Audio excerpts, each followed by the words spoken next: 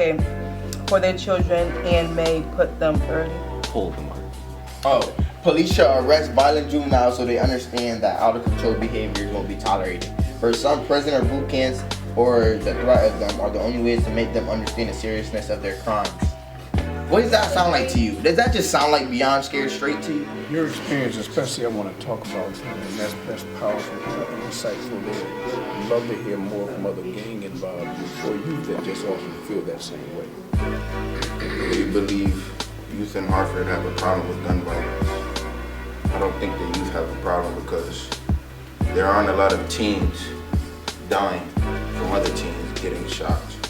Mostly it's grown people shooting each other and shooting at some teens.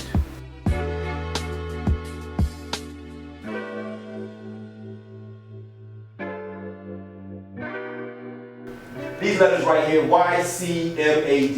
You can make a difference. So when you break out of your self-doubt, that's when you start to break into some YCMAD. You can make a difference. I don't care where you at.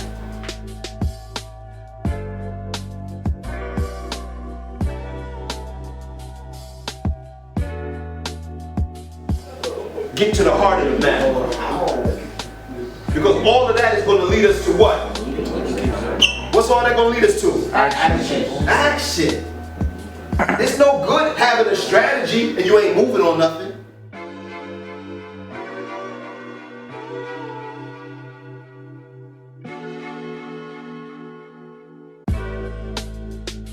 So, but still, like when you do the outro, you're gonna be saying youth and violence. This is our topic. We're talking about youth and violence in Greater Hartford community, and sometimes nationwide. Maybe some comparisons are, some U.S. other cities issues, but mainly obviously focusing on Hartford, prevention or reducing the threat. So,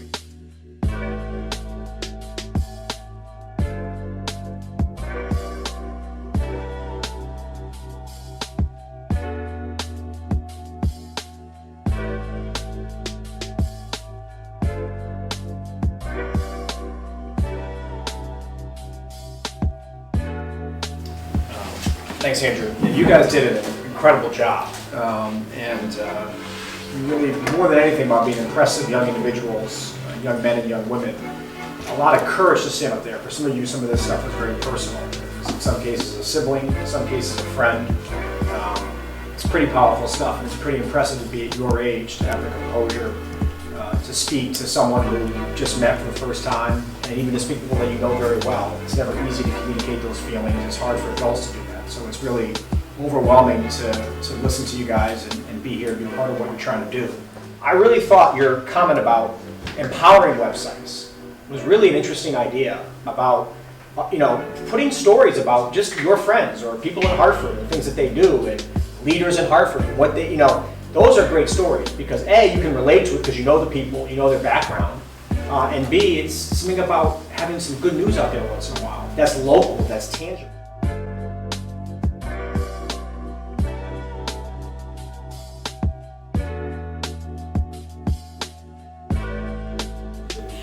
But I think it really flows well. I like your images. I think, again, your stories are really helpful. Your perceptions and the shared experiences. And you shared stories I remember from when people weren't here last. I remember hearing those from those people last time, and you brought them back this time. I think that was good. Yeah, I'd like to hear a little more about when you said you gathered information from your peers. How did that happen? That's more. I would love to hear your process. Well,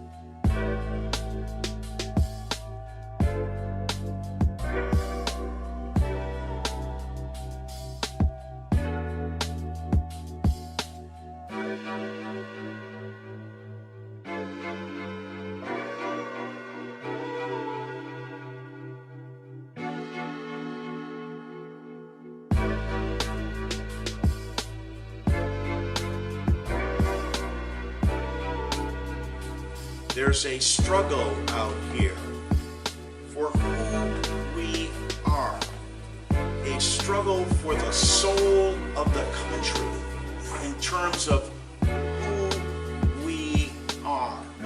And that's why your voices matter. They can't get heard unless you speak out. This isn't a battle, this is a war.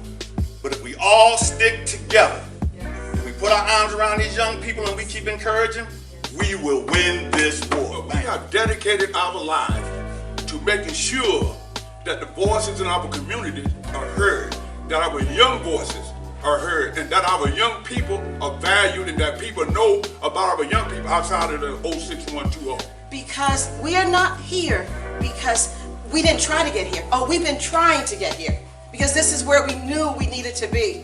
Because one of the things that we've seen is that we have to be out there continuously. It never stops. And has always been a huge gap. And that gap has been providing resources for the important work for victims of gun violence in this community in particular. As the youth get ready to present, our 4 teams today will be the accountability, preventing violence between youth, rehabilitation, and last but not least, changing our violent culture. So without further ado, I'd like to call the accountability team at this time. And the problem is, how do we keep violent youth accountable for their actions? Our first but why is that communities aren't bonding together to reduce youth violence. Next slide. Our second but why is no mental illnesses and behavioral issues. So someone with depression should not have possession of a gun. Someone that just got out of jail should not have possession of a gun either. An example is the Sandy Hook shooting, Adam Lanza. People are not treated for PTSD. They become repeat victims of those violent crimes. Places to recommend: HBH, ACTC, Evan Corso, and Capital Region Mental Health. All of these agencies provide therapy. But what I hear that we have is media portrayal, and its prejudice beliefs are reinforced, and most of what the media is showing or portraying is negative. Some solutions that we have to these would be more empowering websites. So instead of pushing people down constantly, we want to start to build them up. What's one thing for you that you want to see happen from your group? Just one. Yes. Change in the community. Change in the community. It's a good start.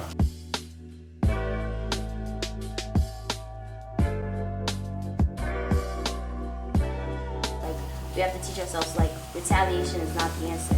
Just because this dude shot your friend doesn't mean that you have to go shoot him now, because at the end of the day, it's not going to bring your friend back.